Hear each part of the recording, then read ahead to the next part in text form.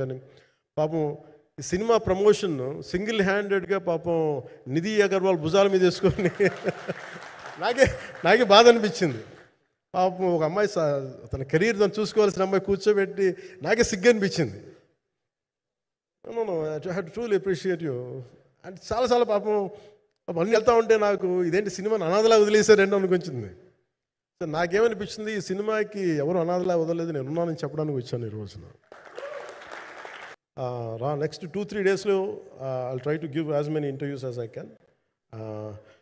Nidhi I'm grateful to you. పాప చాలా తపన పడి ఇవ్వంటారు. ఈరోజు ఎలా ఉంది అంటే నాకు ఎలా అనిపించిందని, ఇందాక నేను వస్తున్నప్పుడు ఎవరు లేరు, వీళ్ళు కూడా ఎవరు లేరు.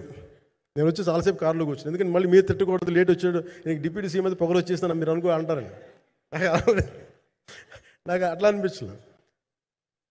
నాకు ఫస్ట్ టైం ఎందుకు మీడియా నాకు ఎందుకు అలవాటు పోయిందంటే, నేను వచ్చిన కొత్తల్లో ఈ జ్యోతి చిత్ర సితార పేపర్స్ ఉన్నాయి. ఎవరో ఫోటోస్ వేయమంటే దిస్ గా ఈజ్ నాట్ సేలబుల్, ఇంకా అవసరం లేదు అంటే నా ఫోటోలు వేసేవాళ్ళు కాదు. సో నాకేమనిపించింది, సరే ఇంక నేను ఈయన కాడికి నేను ఏమి అంటున్నాను నాకు తెలియదు అని చెప్పేసి మా నిర్మాతలు కూడా ఉండేవాళ్ళు కాదు. సో నాకు పబ్లిసిటీ లేకుండా సినిమాలు రిలీజ్ అవ్వడం అలవాటు అయిపోయింది నాకు. సో అదే ప్రాక్టీస్ అయిపోయింది నాకు అంతే. మళ్ళీ కూర్చోబెట్టి మీరు ఏం మాట్లాడతారు, మళ్ళీ అది ఇటు తిరిగి వస్తుందని చెప్పేసి మిగతా అంత నాట్ టాకెటివ్. మీరు సినిమా పొలిటికల్ ప్రాసెస్కి వచ్చేటప్పుడు నేను ఏదైనా మాట్లాడగలను, కానీ సినిమా వచ్చేటప్పటికి చాలా చాలా ఒత్తిడి తీసుకోవాల్సి వస్తుంది. అంటే ఎంత కథ చెప్పాలి, ఎంత కథ చెప్పకూడదు, ఈ మాట అద్భుతంగా ఉందంటే ఏం అద్భుతంగా ఉందని మళ్ళీ తిడతారు, తర్వాత 100 ఆలోచనలతోటి స్లో డౌన్ అయిపోతాను. బట్ కానీ నాకు మనస్ఫూర్తిగా ఈ సినిమా ఐ హోప్ వచ్చిన ప్రతి